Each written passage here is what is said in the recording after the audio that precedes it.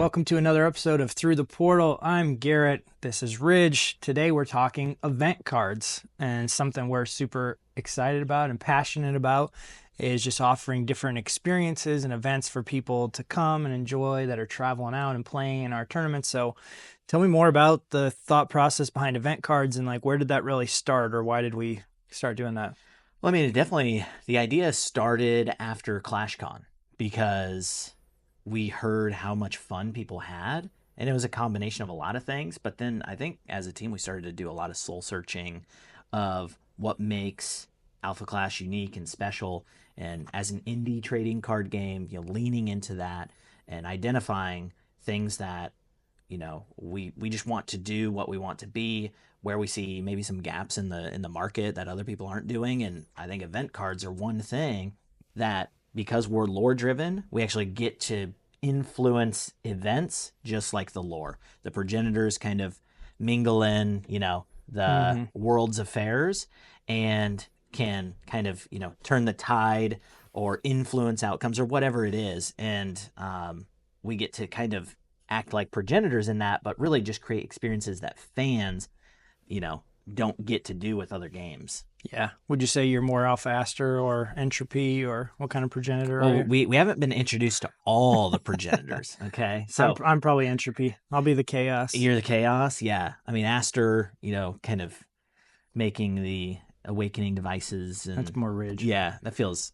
like me. It's more Ridge, but yeah, the whole point is just to have fun and make it special and offer experiences. And like Ridge said, some of these ideas that we're just implementing now for organized play, we went back to look at the conversation and we've had on paper since May of last year. Yeah, and I think some of these things. We were hesitant to introduce some of these things because you come into an industry as a indie studio, and I think you're told from a lot of times, like, you have to do this, you need to copy this, you need to look at this other game does this organized play thing really well, like you need to be that. And I think that we held back for too long and didn't listen to our gut of like, no, actually we have big goals of fun and competitive in ways that we want to introduce these things and make our events different and not just copy what's out there in the industry. Also I always go, I think back on just the word fun, and like whatever I do for a career, a passion, a hobby, whatever it is, like I have to have fun with it.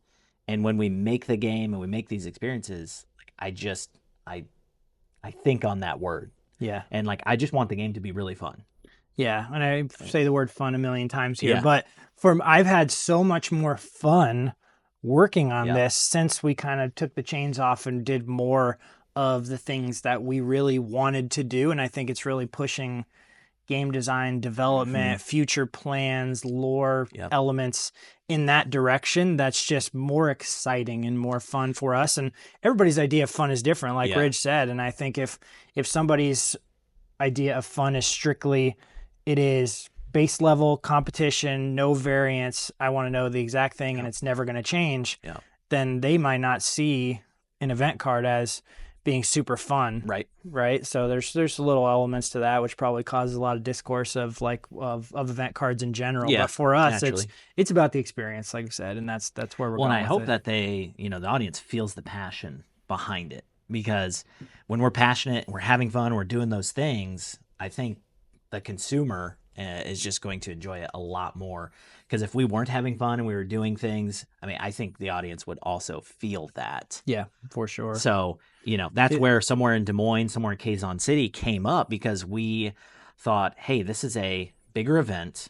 We want to offer a unique card that can shape the experience of the event. And really, by also offering the bounties and those cards, now deck building starts to open up quite a bit. So, I mean, that just seems pretty cool. Yeah. Well, it's very authentic to who we are. If Clarity said, is this who you are? Event cards would say, yes, this is who we are. It ties into the lore and having fun. And so we're having fun with it. We hope you enjoy them.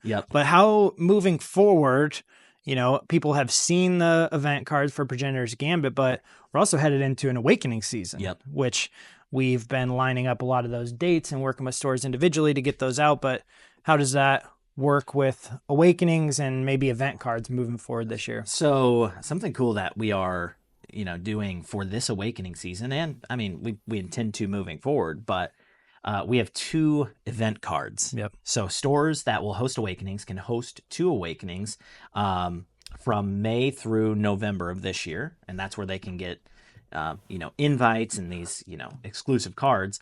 So we have local game store and somewhere in a game store. Yeah. As 2 event cards that are a little more entry level friendly. We know that a lot of people experience that. We've heard a lot of people experience the game for the first time at an Awakening. Their stores having an event. Right.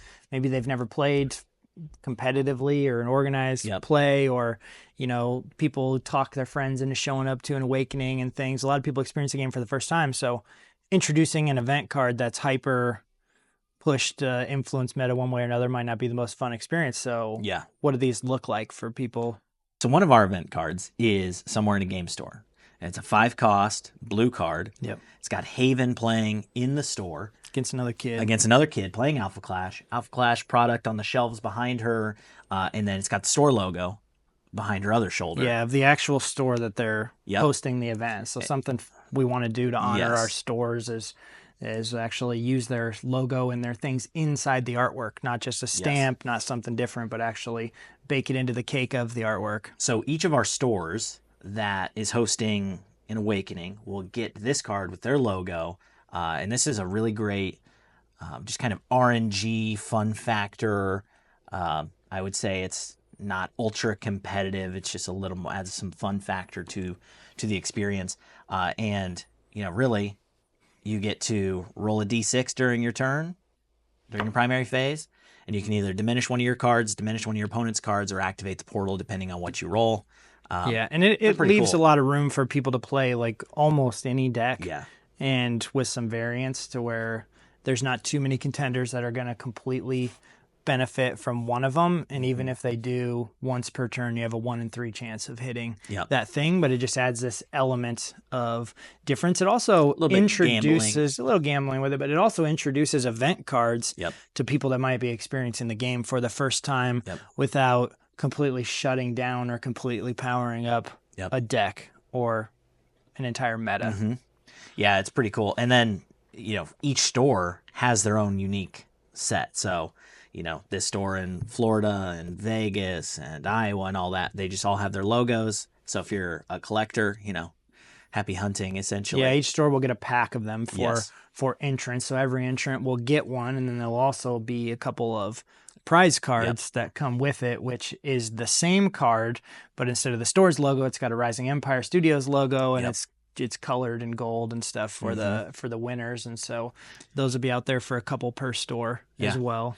And then the other one, which it's the same setting, but it's local game store, and that's a 4-cost black relic where Haven and Mean Streak are walking into a game store, and that'll also have the logo of the store up on the awning above the store. It's got some Alpha Clash posters in the window and things, and it's like a couple of the characters are actually walking into that store to go play in the event. And really what we did is we took kind of the setting from Kids Being Kids, and it's like they're stopping by the store on the way there or on the way back. Yeah. They've got the same clothes, they've got all that, so it's pretty cool.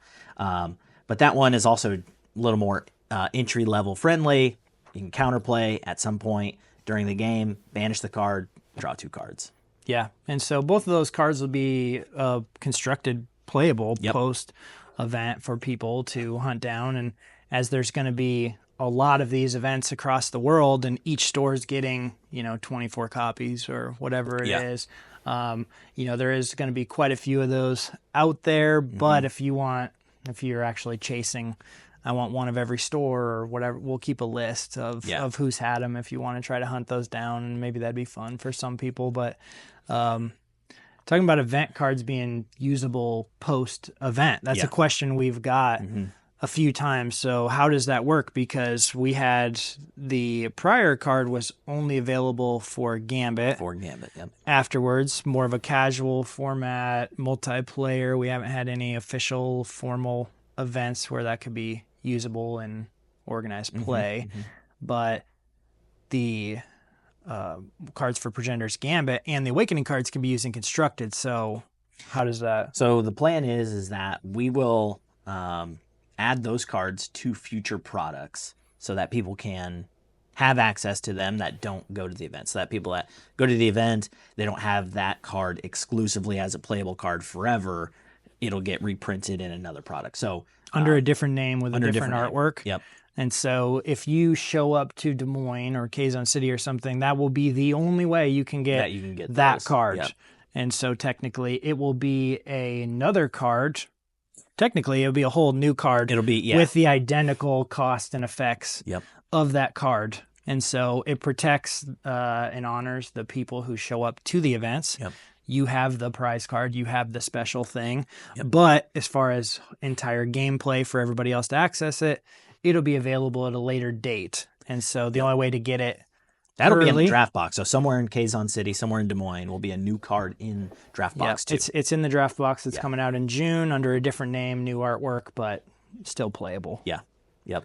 And then the same goes for those other event cards. Those will show up in future products.